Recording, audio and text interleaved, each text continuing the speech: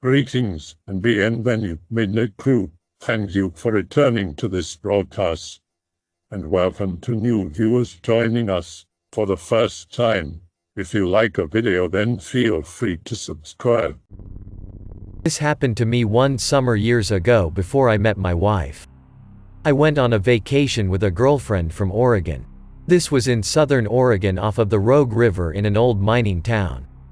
We pitched a tent at her parents' farm and spent the days in the river and the nights drinking beers under the stars. 3 nights in, we went hiking to watch a meteor shower on the top of a mountain behind her parents' property. We were probably only a mile from her parents' small farm.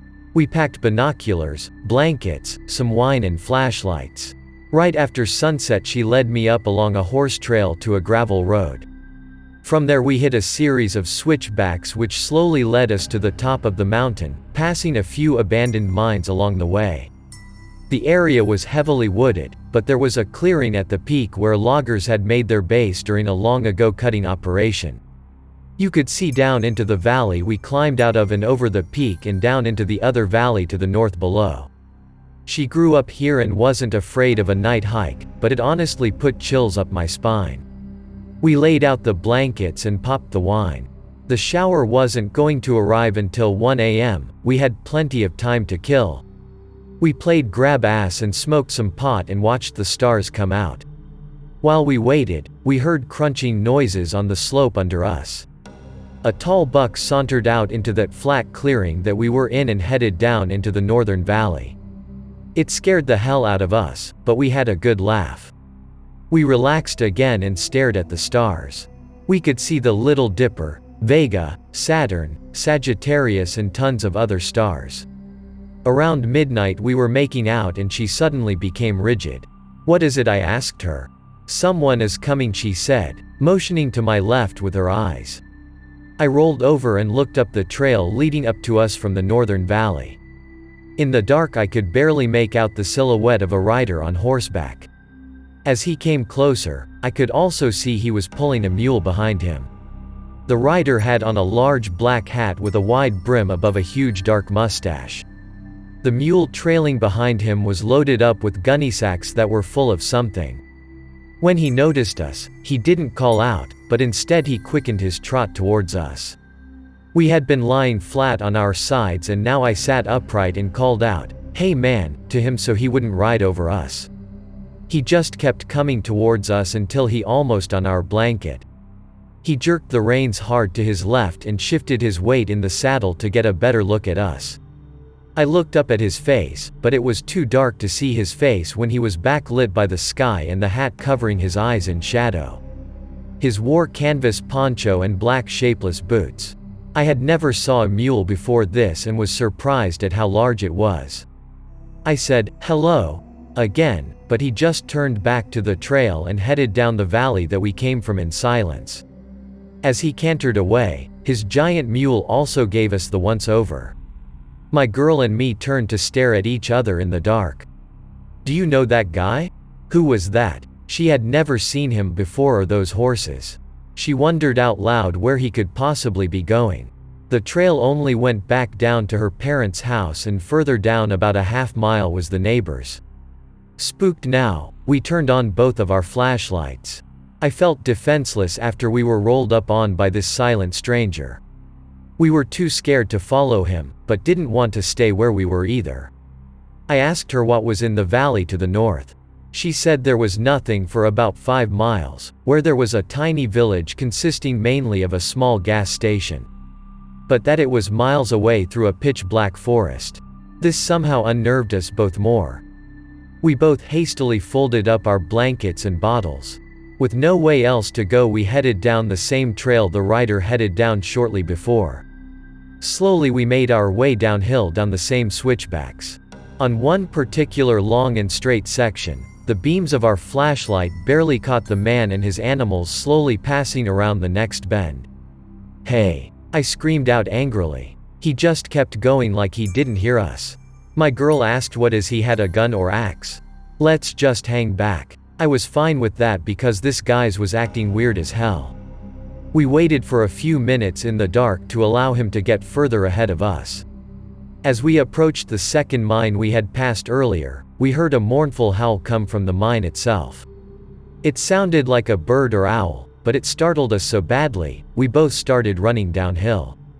We ran for 2 or 3 more switchbacks. Before coming to the fork that led back to her parents' farm, I looked towards the section of the path downhill from us and saw nothing. As she started down the trail, I shined the light back uphill behind us. In the glare of the beam about 40 yards uphill was the rider. He stood motionless looking directly at me. There was no reflection from his eyes or any of the riding tack. We must have run past him in the darkness of the trail, I told myself. His ashen mouth started moving, but nothing came out. Suddenly, like a stutterer, he starts saying, I. My adrenaline exploded into my bloodstream. I anxiously turned back downhill and ran down the trail towards my girlfriend, who was already 100 feet down the path. What was he trying to say? Was he even human? Terrified, we both tripped and fell a few times in the dark in our rush back to the house. When we hit the field, we ran all the way to the porch. Her father sat quietly in the dark on the porch. He jokingly asked us if we seen the miner. I said we saw a guy on a horse with a mule in tow. He said that was the ghost of a miner who had been murdered by his own business partner. He said the miner walks the forest looking for his killer. Now I was so scared that I initially believed the whole thing. The next morning, I dismissed what we had saw and figured her father had talked a neighbor into scaring us. He denied it and then accused us of pulling his leg. That next day we stood on the porch and constantly scanned the large field leading to the trail. We didn't leave the porch and played board games inside when the sun set. The next morning after breakfast we packed up and drove home. We mulled over the dark rider for hundreds of miles on the freeway, taking comfort in the fact that every mile we drove was a mile further away from the man we saw in the dark. Here's a story from when I was a kid, not that scary, but it at least gave me some creeps as a kid, be me, 4 or 5 years old. Grow up on the countryside. Maybe 5 or 6 houses in the area, a small town 3 or 4 kilometers away. Out playing with my wooden sword in a field near my house. See someone moving around in a ditch. Being a naive kid, I walk up to him, He's big and covered with black fur, he looks kinda like Sully from Monsters Inc., but this was way before the movie came out. Try to talk to him but he just growls at me. He reaches out and takes my sword from me. Then he bolts and runs away along the ditch. Crying like a bitch.jpg. Later that night, sitting at dinner table with Dad. He asks me what I've done today. I tell him that I made a new friend. Well, isn't that fun? What's his name? I don't know, he didn't tell me. Fast forward a couple of days. Keep seeing him almost everywhere I go, as long as it's close to a ditch. He never walks anywhere but in ditches. Muster up courage to ask him what his name is. He tells me that I can call him Dintan. He tells me that he hates children and that he doesn't want to talk to me. I don't remember much of this, but my dad told me about how I always talked about Dintan with him. According to 4 to 6-year-old me, he was mean and angry all the time. I was scared of him but also felt sorry for him. And he has told me about the stories that I told him back then when I was a little kid. Part 1, be at daycare. 5-ish years old. All the kids ask each other if they believe in Santa, the Tooth Fairy, Jesus, etc. Tell them that I don't believe in any of them. But I believe in Dintan. I had said. I started telling the other kids about Dintan. Some of them start to cry. The kindergarten lady calls my parents to tell them that I intentionally scare the other children. Part 2, be almost 6. Walk with best friends to the kiosk in town. They're 2 and 3 years older than me. We buy 1 ice cream each and some candy. Then we walk home. They decide to stay in town at a friend's house. I don't know him, so I decide to walk home alone. Eventually I pass a small playground next to where I live. See Dintan in a ditch by the side of the road. He jumps out and throws my ice cream on the ground and laughs. Cue the water works. GIF. I ask why he did it. He told me that he likes to make children cry. He then took the ice cream stick from the ice cream and said that it was his keepsake. Part 3, be 6 or 7. Tell my mom that we must start putting coffee beans on the front stairs.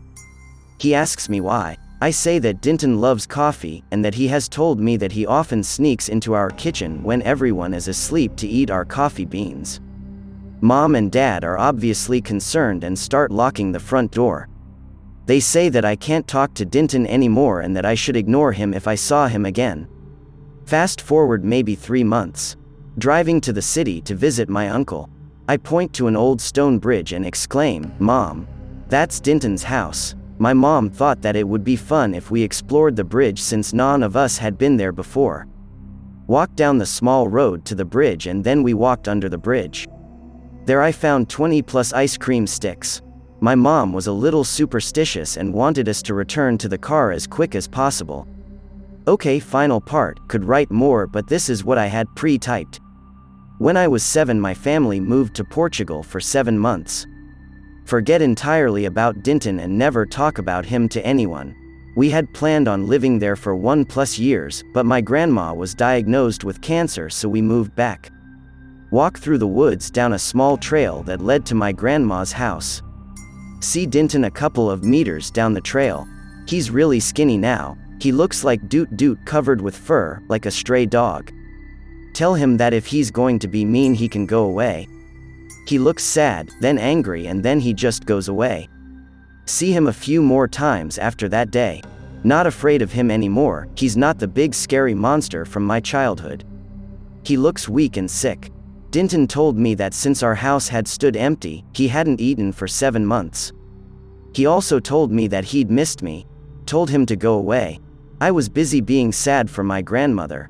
Never saw him again after that day. I'll always regret it, even if I hated him I think I was his only friend. Found a box of old drawings in my garage the other day. The deeper down in the box I looked, the more Dintan stuff I found. The old ones were mostly of me with a big black ball with eyes behind me. Later they became more detailed and the last one was of him right before he had disappeared. He was scrawny and looked old, sick and starved. Next to him I had written, "Dintan is angry because he is sad, because he is alone." Sometimes I wish I'd meet him again, invite him in for some coffee and just talk. I wonder where he's now. I hope that you enjoyed tonight's broadcast. If you enjoyed tonight's story, then please subscribe to the channel as more green texts will appear daily. A new broadcast will appear when the clock strikes midnight Central Time.